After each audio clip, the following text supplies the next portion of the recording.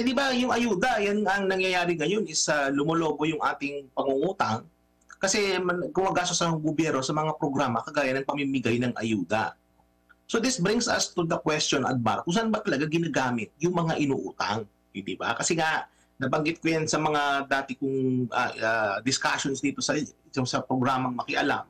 Sinasabi ko na yan noon na kailangan talaga maging prudent tayo sa paggastos. No? Kumbaga dapat maging mas, hindi naman necessarily masino, Admar. No? Kailangan yung pinagkakagastusan ng ating gobyerno ay mapupunta sa mga activities na makaka-generate ng paglago ng ating ekonomiya. So nabanggit ko kanina, Admar, diba? Mahalaga na lumalago yung ekonomiya kasi yung paglago ng ekonomiya, isa yan sa mga main determinant ng capacity ng isang bansa na makabayad ng utang. So ibig sabihin, pag lumalago yung economy, mas lumalaki yung tax base mo, lumalaki yung potential government revenues, mas malaki ngayon yung porsyento na pwedeng ialat ng gobyerno sa pagbayad ng utang. At kapag ang paglago ng ekonomiya ay mas mahigit kaysa doon sa paglago ng mga utang, mas mabilis na nababayaran yung mga utang na yan. Ano? These are expenditures na malaki yung ROI. Halimbawa, Admar, sa kaso ng kalusugan, di ba? So, anong ginawa nila sa budget? Tinanggal nila yung subsidy ng PhilHealth. Yun yung nakakatulong para mabigyan ng subsidiya para sa mga marginalized people yun.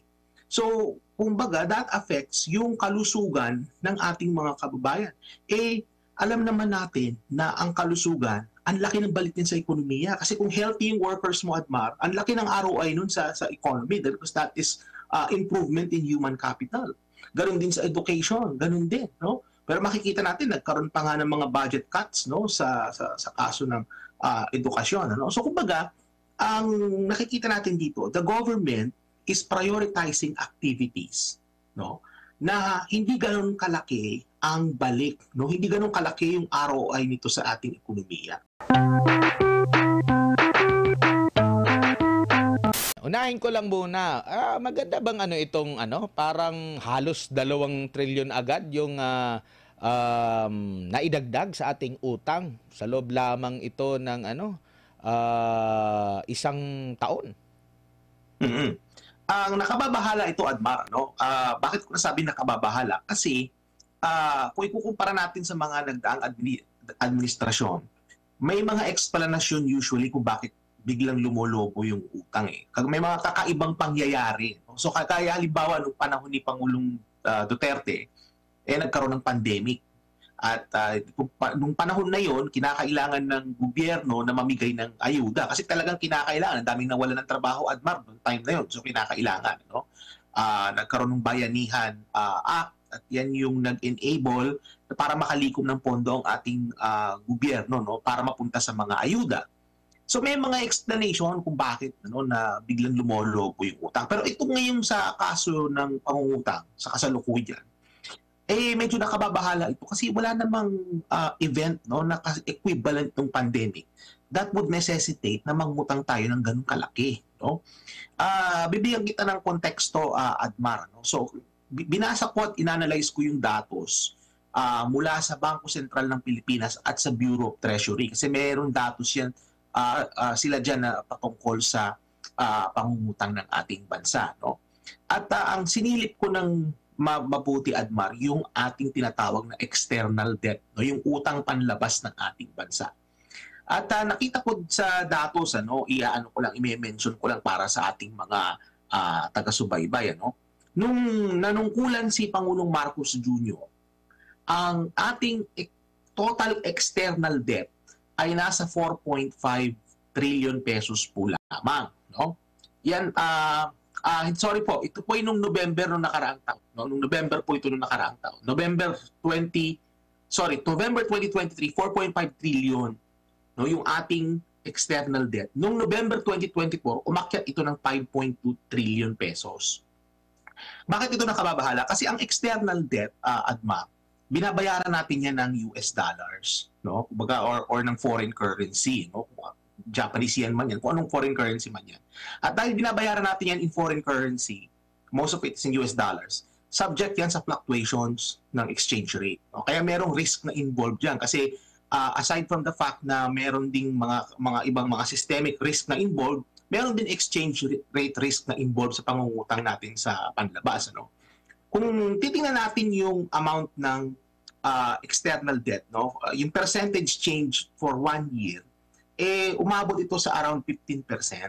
No? So baka sa isang taon, yung ating utang panlabas ay lumobo ng 15%. Ngayon, kailangan kasi bayaran natin yung ADMAR.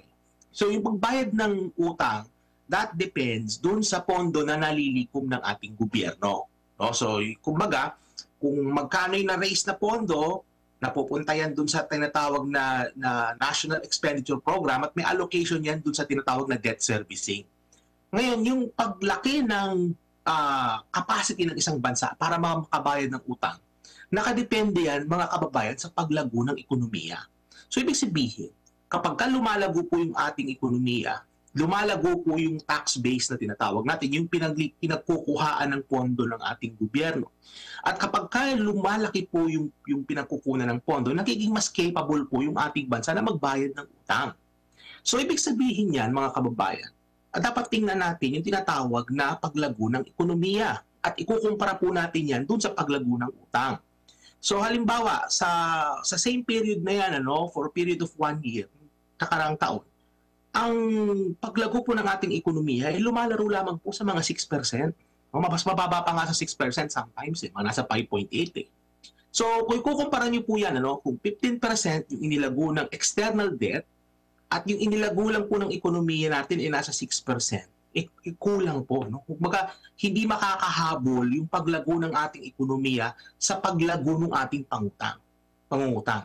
Kaya po, na-mention ko talaga dyan, ADMAR, na nakababahala. Kasi ang nangyayari dito is yung rate at which we are borrowing exceeds the rate of the growth of the economy. Ganun po yan. So yun yung metric na tinitingnan natin. Doon naman po sa domestic debt, kasi dalawa po yung pinanggagalingan ng utang natin. So merong domestic, utang na galing sa panloob, at merong external, utang panlabas. Yung utang natin domestic, ang inilago niyan for 1 year is around 8%. So mas mahigit pa rin yan, 8%, kaysa sa paglago ng ating ekonomiya na nasa 6%. So, ang isa pa nakababahala din dito, ADMAR, is yung rate at which yung external debt natin, mas mataas yung paglago ng external debt kaysa dun sa paglago ng domestic debt. So, ibig sabihin, kasi nabanggit ko kanina, di ba, na yung external debt, nakadepende yan sa exchange rate. So, merong risk yan. So, kumbaga, pag sumadsal ng piso, artificially lolobo yung external debt. So, kaya mas mainam kung mangungutang ang isang bansa, mas malaki talaga yung porsyento ng pangungutang internally, yung domestic debt. Sa totoo lang, sa Pilipinas, gano'n naman po talaga. Mas malaki po yung porsyento ng ating domestic debt kaysa sa external debt. Pero sa nakikita nating trend sa ngayon, in terms of growth, na-outpace na ng growth ng external debt, yung domestic debt. So that is another red flag for me. Isa yan sa mga nakababahalang senyalis din, na mas nagiging mataas ang paglago ng ating external debt kaysa sa domestic debt. And most importantly, yung paglago ng utang mas mahigit kaysa sa paglago ng ekonomiya. Kaya yan po nakababahala. Kaya no surprise, mga kababayan, nung nakita ko yung datos sa debt to GDP ratio, kasi isa yan sa mga metric na tinitingnan namin mga ekonomista kung sustainable ang pangungutang. Nakikita ko po sa datos na dati-rati nasa lumalaro tayo sa 60%. Ngayon mahigit 60% na yung ating debt to GDP ratio. Isa pa yan sa mga nakababahala, mga kababayan, kasi yan ang indicator naming mga economist sa kalusugan ng isang ekonomiya with respect dun sa kakayahan or capacity nito na makabayad ng pangungutang. So, tingnan natin yung pinaka-overall perspective, ADMAR, kung iaalaw nating mangyari ito, na ganito kalaki yung antas ng paglago ng pangungutang natin, at pinabayaan lang natin ito for a long period of time, it won't be surprising na yung laki ng ating pangungutang would exceed the size of our economy. Hindi naman tayo kagaya ng Japan na kahit na mas mataas ang kanilang kumbaga, debt to GDP ratio nila, ADMAR, mahigit 100%. kaya pa rin ng kanilang ekonomiya i-absorb yun. The question becomes, sa Pilipinas, kaya ba natin yun o magiging parang kagaya tayo ng Sri Lanka? No? Nung, nung paumpisa ng termino ni Pangulong Marcos Jr., marami nagsasabi na magagaya daw tayo sa Sri Lanka. No? Noong mga panahon na yon, sa nakikita ko, parang malabong mangyari yon, no? Kasi namamanage naman ng maayos.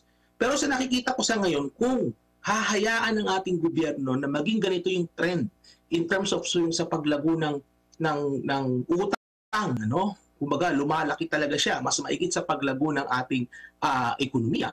Hindi po ako masusurpresa kapag maging parang kagaya tayo ng Sri Lanka over the long run. Hindi sa ngayon, ha? Kumbaga over the long run at kung pababayaan natin na magkakaganyan yung pangungutang, Admar. And ipinagmalaki kamakailan lang, 'di ba? Na 96% na ba 'yon yung nabayaran yung utang, pero ito pala yung realidad na tumaas. Pero ito na ba yung final na datos ba? Kasi minsan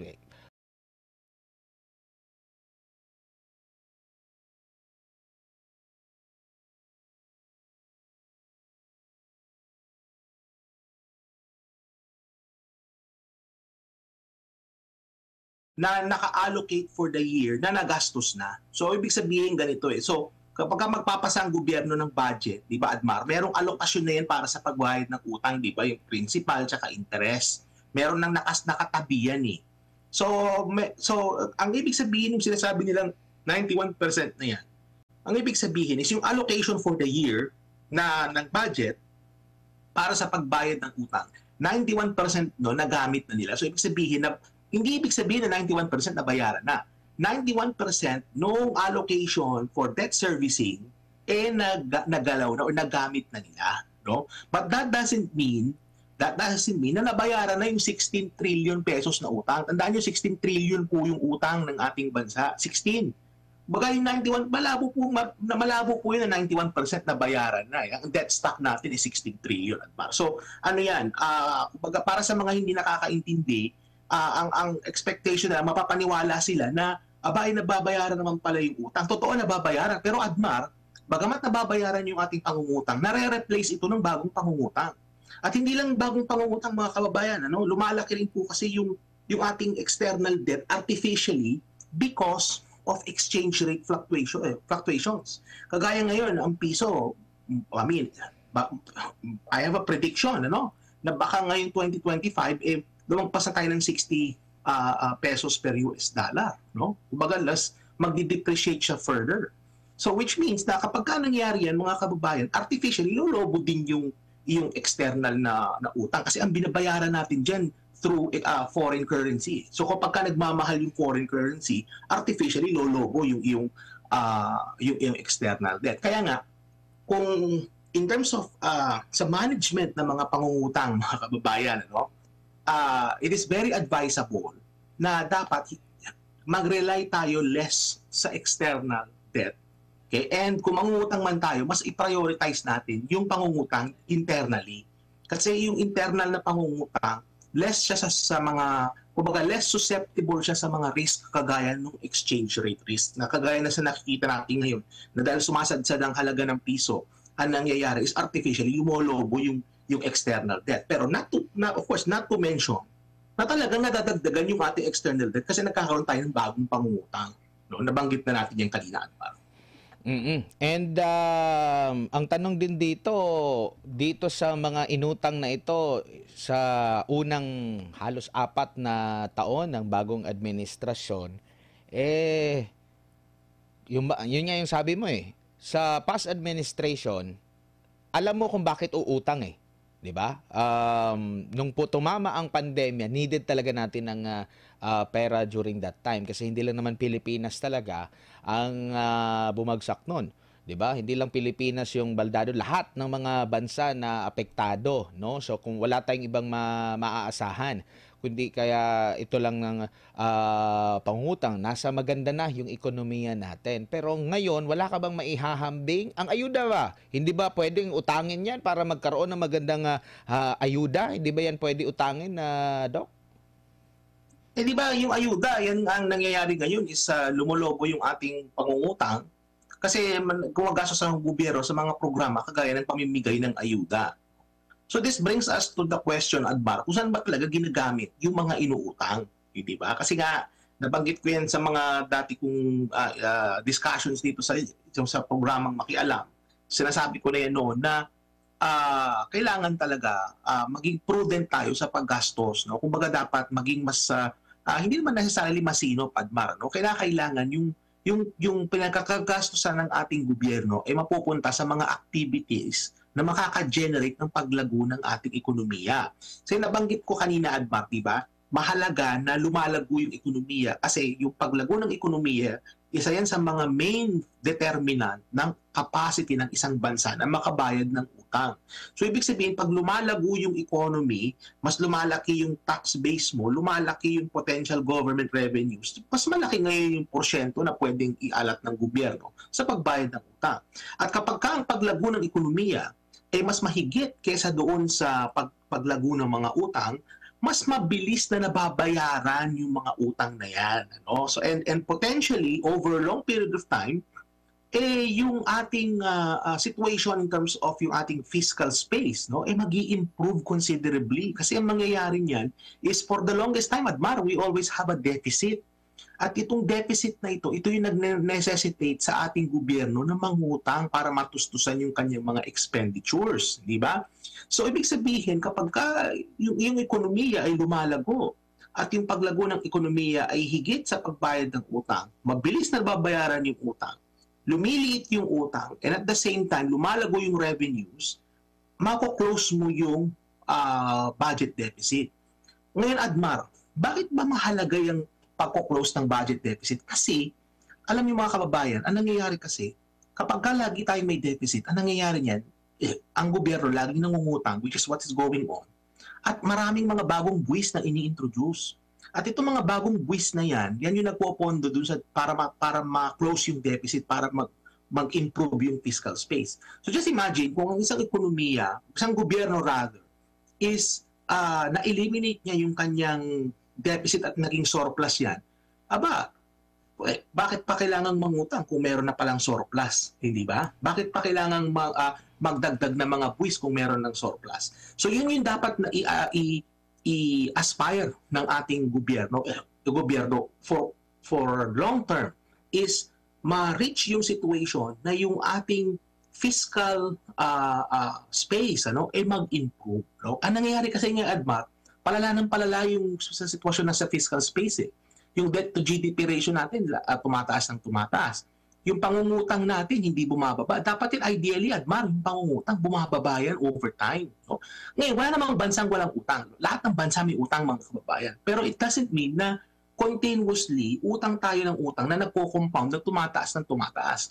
Dapat ang i-aspire ng ating gobyerno is not necessarily to eliminate yung pangungutang kasi kailangan pa rin naman yung pangungutang at some point. But the thing is, kailangan ma-reduce yung amount ng pangungutang. Now, this brings us to the question, bakit ba nangungutang yung gobyerno sa ngayon? Saan ba napupunta? Maraming mga programa, Admar, ang ating gobyerno na sad to say ay walang kwenta. No? Mga walang kwentang programa. No? So halimbawa, kagaya nung redundancy nga ng mga ayuda. So meron kang 4Ps, meron kang AKAP, meron kang mga tupad, meron kang AIX, there's a redundancy sa mga ayuda programs, hindi ba? So, meron na tayong existing na 4Ps program. Bakit kailangan ka pa maglagay ng mga iba pang ayuda programs, hindi ba? So, nakakadagdag lang yun ng gasto. So, just imagine kung ma-eliminate natin yung mga ayuda programs na nakaka-benefit sa mga politiko, ang laki na matitipid ng ating gobyerno, Admar, for that. Oo. And yung tawag nito, meron bang pinakamagandang pamamaraan para gastusin yung pag-autang yung babalik din? Halimbawa, i-invest mo. Okay ba yan na klase ng pangungutang? Well, in theory, kung yung balik dun sa investment mo, yung in percentage, Admar, yung percentage return, o yung tinatawag na ROI, yung return on investment, kung mas malaki yon kaysa dun sa interest nung yung inutang, okay yon. No? So, uubra yun. No? So kumbaga, kailangan ang ating gobyerno maka-identify siya ng mga programa at mga activities na kung saan yung ROI nung inutang, mas malaki yung balik. Hindi ba? So for example, yung sa kaso ng ayuda, ay halos zero yung ROI doon. Kasi ang nangyari, binabigay mo yung return on investment mo zero. Hindi ba? At kung may inflation pa yun, baka negative pa yung ROI noon kasi nga because of inflation Admar, di ba? On top of the interest, nagbabayad ka pa ng, kumbaga nababawasan pa yun dahil sa inflation. So ibig sabihin, yung pamimigay ng ayuda, hindi siya sustainable no sa ating gobyerno, sa ating ekonomiya. Ang kinakailangan gawin ng gobyerno is to think of programs, activities that would generate a higher return of investment. Let me give you some examples. One is yung halimbawa yung mga critical infrastructure na talagang kinakailangan. Halimbawa yung mga kalsada na nagkokonekta sa mga magsasaka at saka sa mga markets, yung mga farm-to-market road na sinasabi natin. Para maiwasan Admar yung mga sitwasyon kagaya ngayon na nagmamahal ang kamatis, hindi ba? May mga kamatis sa mga ibang mga farms na hindi nakakarating sa market, nabubulok na lang, nasasayang. Halimbawa yung sa kaso ng mga daungan, mga highway, hospital, Admar, eskwelahan, kalusugan ng ating mga mamamayan. These are expenditures na malaki yung ROI. Halimbawa, Admar, sa kaso ng kalusugan, di ba? So, anong ginawa nila sa budget? Tinanggal nila yung subsidy ng PhilHealth. Yun yung nakakatulong para mabigyan ng subsidiya para sa mga marginalized people yun eh. So, kumbaga, that affects yung kalusugan ng ating mga kababayan. Alam naman natin na ang kalusugan, ang laki ng balik din sa ekonomiya. Kasi kung healthy yung workers mo, Admar, ang laki ng ROI nun sa economy because that is improvement in human capital. Ganon din sa education, ganon din. No? Pero makikita natin, nagkaroon pa nga ng mga budget cuts sa kaso ng edukasyon. So kumbaga, ang nakikita natin dito, the government is prioritizing activities na hindi ganoon kalaki ang balik, hindi ganoon kalaki yung ROI nito sa ating ekonomiya. What needs to be done really, Admar, is for the economic managers to sit down and identify projects and programs according to their return of investment in the economy. Napakaraming pag-aaral na makakapagbigay ng impormasyon tungkol sa mga ROI na yan o yung mga return on investment. So yun yung dapat na tinitingnan ng ating economic managers. Ang suspicion ko dyan, Admar, I think mga economists yung mga nandyan sa NEDA, sa ating gobyerno, alam nila yan. Ang problema, Admar, is napupolitika. Kumbaga, meron mga suggestion yan sila na sabihin nila na ito yung dapat nating gawin, pero na-override sila ng mga politiko. Kaya ito ang nakikita natin sa kasalukuyan.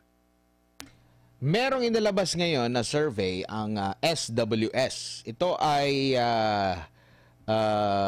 December 18 or December 12 hanggang December 18 na survey nila sa 2,106 na pong mga adults 18 years old pataas na may margin of error na may plus minus 2%. Ito ay self-rated poverty na na tawag nito. Saglit lang, hindi makita. Ibaba mo na diretso. Ayan. Lumalabas sa survey na 63% ng mga tinanong ng mga Pilipino ang nagsasabing sila ay nakaranas, sila ay mahirap. Sila mismo ang naggrado sa kanilang sarili na mahirap. 63% yan. Mas mataas yan sa 59% noong September. At ang borderline, yung siguro nasa hindi masabing mahirap at hindi naman masabing mayaman, nasa 11%. Yung nagsabi na hindi mahirap ay nasa 26%. Kung matatandaan natin, nag-double digit yan. Noong March to June, mula 46 to 58% from March to June 2024. At itong 64 or 63%, kasi plus or minus 2% ito, ito yung pinakamataas sa nakalipas na 21 taon. Saan yung resulta ng utang natin dito? Not only that, Admar, that tells you that the ayuda programs are not working as they thought it should. Di ba? Hindi gumagana yung ayuda programs na yan. Kasi kung epektibo yung ayuda programs ng gobyerno, people will not tell you that they are hungry or they're experiencing poverty. Kasi nga na-alleviate nung ayuda eh. So isipin nyo na lang mga kababayan, kung yung mga pera na pinamigay na yan sa ayuda, ininvest ng ating gobyerno sa mga activities na makakalikha ng mas maraming trabaho, mas maraming oportunidad para sa ating mga kababayang mahihirap, hindi ganyang kalaki yung magiging numbers na nakita natin in terms of self-rated poverty and self-rated hunger. Hindi magiging ganyan yan, Admar. So, these numbers na pinakita mo, is very, very important because it demonstrates yung ineptness and yung ineffective, yung kawalan ng epekto, hindi siya effective yung ating mga ayuda programs. Kaya what the government needs to do really is to revisit, reconsider itong mga programang ito, dapat magkaroon ng mekanismo kagaya sa 4Ps na conditional yung pagbibigay ng ayuda, kailangan may balik eh. Ano bang so sa 4Ps, ano bang ROI noon? Ano bang return of investment ng 4Ps? Kailangan yung mga recipient ng ayuda ay meron silang dapat na mga gawin ng mga activities, kagaya ng pagpapatingin sa doktor, pagpapaaral sa mga anak nila, So in other words, it's an investment to human capital in the form of health, and it's also investment in human capital in the form of education. Ayon sa mga pag-aaral, mga kababayan, investments in education and health, napakalaki po ng balik niyan sa ating ekonomiya. Pero ang nangyari, kung di ako nagkakamali, di ba, Admar, binawasan pa nga yung pondo para sa 4Ps, tapos dinagdagan yung mga pondo para sa mga ibang ayuda. So, the point I want to make is, alam natin na yung 4Ps program, napag-isipan niya ng mabuti, pinag-aralan yan, at may mga na-publish na research na tungkol dyan about its effectiveness. Ang aking suggestion po sa ating mga economic manager, dapat yung 4Ps na yan, ipag-ibayuhin po yung programa na yan. Yung mga programang ayuda na nahahaluan ng politika, yun ang dapat na ialis sa ating budget. And instead, kung yung mga pera na yan, dapat paglaanan papunta sa mga ayuda, rather, instead of eliminate natin sa budget, pwede yan gawin is i-allocate yan towards projects na magiging mas malaki ang balik sa ating ekonomiya. Kasi yung datos, Admar, na pinakita mo kanina, that is evidence, na yan hindi gawa-gawang ebidensya, Admar. Yan mismo yung sentimiento ng ating mga kababayan. That is evidence that the anti-poverty programs ng ating gobyerno are not working. Di ba? By the way, Admar, sino bang secretary ng poverty? Sino ba yung presidential advisor on poverty alleviation? Limutan ko na. Diba? Si Secretary Larry Gadon. Diba? Si Secretary Larry Gadon, if you're listening, itong sinasabi sa mga kababayan natin, that nakararanas sila ng kahirapan. What is the government doing to improve their situation? Kitang-kita natin that the ayuda programs are not working as they should. Kaya nga Secretary Gadon, galaw-galaw naman ng konti dyan. And parang alam mo nung dina-downplay ng government yung inflation ngayon kasi bahagya lang yung pagtaas 2.5, 2.9 ata ngayon, Pero ang trend, kung pwede nating maipakita yung kahapon natin na image na ipinadala, pero ang trend pataas pa rin. Paano ba ito dapat na tanggapin? Itong trend na ito kasi sinasabi nila, naging matagumpay tayo dahil napigilan natin yung mabilis na pagtaas ng inflation dito sa 2.9 lang. Matagumpay daw. Alam mo, ito na naman tayo eh. Alam mo, ito yung mga pagga-gaslight, Admar, na sinasabi natin. Bakit sinasabi kong gaslighting yan? Kasi we need to go back kung ano ba talaga ang ibig sabihin ng inflation. Di ba, Admar, yan nasa datos na sa screen natin, that is the year-on-year growth ng consumer price index. Yan yung inflation na nakikita natin. Ang inflation po kasi mga kababayan, yan yung pagtaas ng presyo ng mga bilihin. That is the growth in prices. Pero hindi po ibig sabihin yan na nagmumura ang mga bilihin. Ang ibig sabihin po niyan, ng rate of inflation, yung pinakita natin graph kanina, ang ibig sabihin po niyan, is pag pababa yung rate of inflation, ibig sabihin bumabagal yung pagtaas ng presyo ng bilihin. Tumataas pa rin po mga kababayan ng presyo, kaya lang bumabagal yung pagtaas. So ibig sabihin, kagaya ng bigas, makikita natin ng bigas, mahal pa rin sa merkado. No? Bagamat sa inflation, nakita natin na mababa na yung rate of inflation, hindi ibig sabihin na nagmumura yung bigas. Ang ibig sabihin nito, mataas pa rin yung presyo, kaya lang yung paglago ng presyo bumabagal. Yun po yan. No? So kaya yung sinasabi nila dyan na prevent nila yung pagtaas ng presyo, hindi ano yun, that is not factually accurate.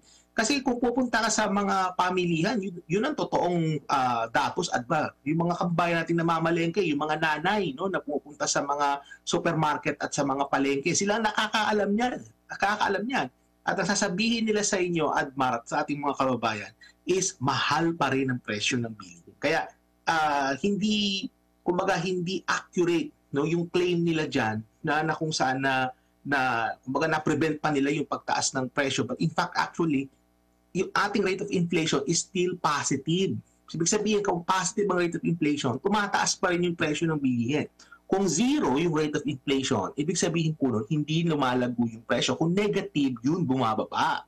Eh sa kaso ng pangkalahatang inflation, pinakita natin kanina sa datos, hindi po yan zero or negative, positive pa rin po yan. So ibig sabihin, tumataas pa rin po ang presyo ng bilihin, kaya lang yung pagtaas ay mabagal.